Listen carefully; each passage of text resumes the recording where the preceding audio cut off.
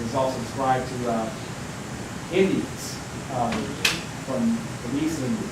Also to even to whites sometimes. Sometimes whites would be called a black man. They had black hair, or they had a dark complexion.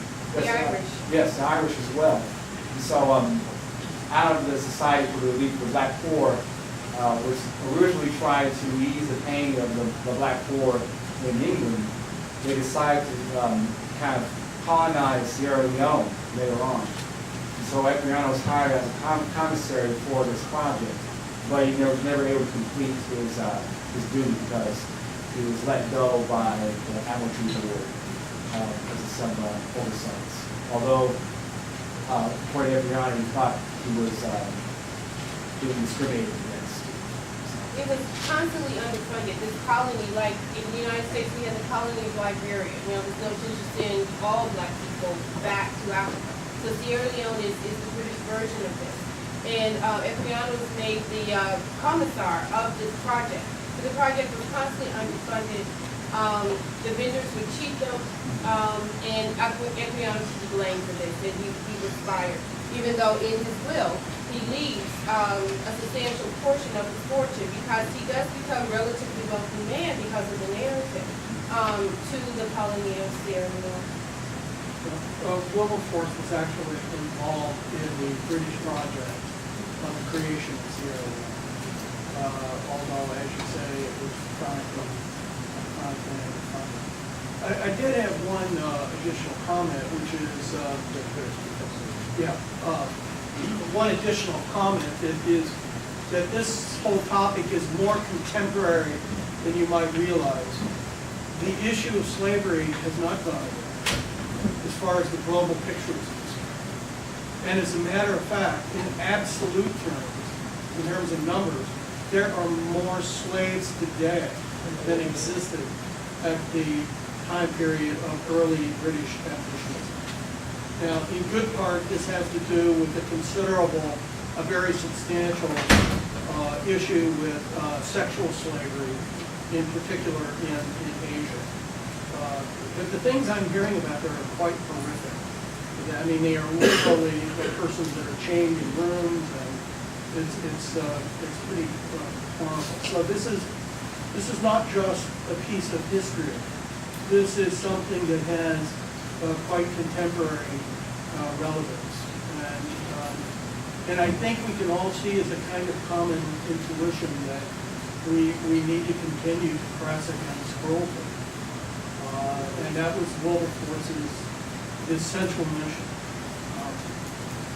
And just about every intellectual party that I can think of, even postmodern deconstruction, say the worst thing we can do is be cruel to one another.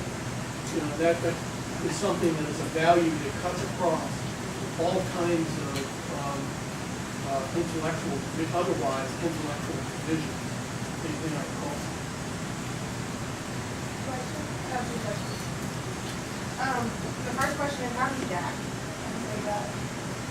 I believe he died of natural causes. He died when he was around 50, I believe, and now that's a good life expectancy for someone during the late 18th century.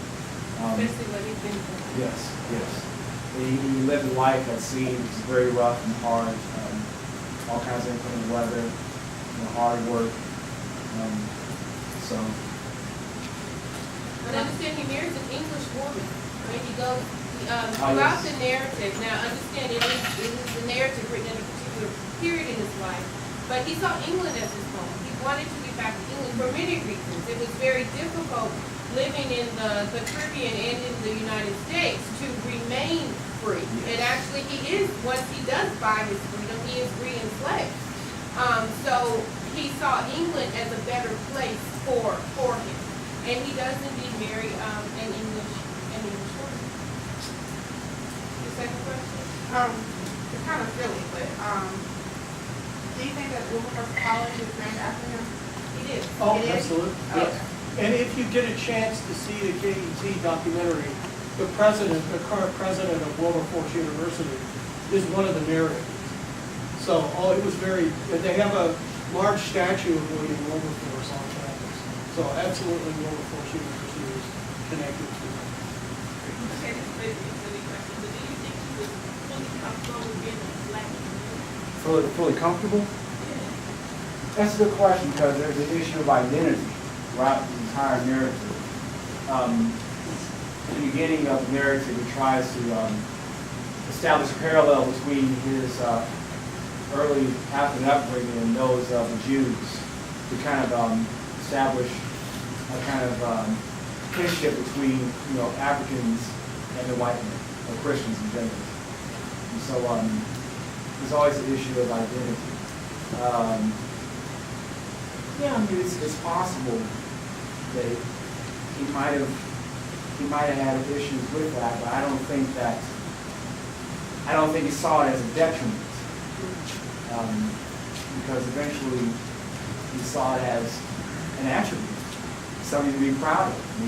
And in letters that he wrote in papers such as the Public Advertiser, which was a prominent British newspaper at the time, he would end his letters with Gustavus Vasa, the Ethiopian, or Gustavus Vasa, the African. And so perhaps maybe early in his life he had trouble with his identity, but towards the end he was more confident and more sure of himself. That's a very complicated philosophical question, of course, about, for any of us, how deeply happy are we? And I'm sure that there were horrific events, obviously, in economic life. So you have to ask, as Aristotle said, you have to ask that question about happiness over a large expanse of time, not for, certain periods in his life.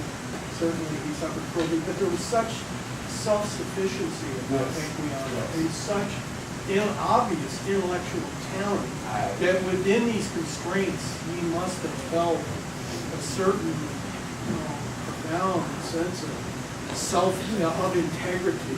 A lot of his identity was based just in the beginning to his community at home. He was Igbo, right? And he writes on occasion that when he was procuring slaves, that he would procure Igbos because they were harder working and they tended not to run away as much, that kind of thing. So it's this process of coming from one small community of people to embracing this larger identity of Africanness or blackness. In early, he does struggle with that. But I saw no evidence where he was conflicted about his racial identity or had issues with his racial identity. Now, one of his plans for amelioration was intermarriage. He writes at one point that if black people and white people would just intermarry, then assimilation would be easier and they would see that all human beings are equal. Now, given the period of time, the other abolitionists, just didn't buy this part of his plan at all, right? It's indeed too radical. So this is perhaps why he marries the English woman. I'm sure he loved her as well, But that is at one point part of his scheme of things. But I never saw anything that he resented being black. What language did he speak? What language did he speak? English. Now we don't know his African language. Okay. I imagine it was Igbo or some part of that. Now as he's passing through before he gets on the ship, he travels throughout Africa. It's estimated that he went 800 miles till he reached the coast. Right. And he learned many languages along the way. That's wild. Some were familiar to him from his home, others were not. Which leads me to understand that even though he had never saw a white man or European before he went to the coast, but these communities were definitely aware of slavery. It's a process known as Imkani, where there are these refugees communities being created. There's this warring with the neighbors. You have to capture this group of people before they capture and enslave you. And from his passage, from what he tells us about his journey to the coast when he was a captive, that this is clearly what's going on, even though he does not know this. Which leads many scholars to believe that he is recounting truly from his home experience, that it is authentic.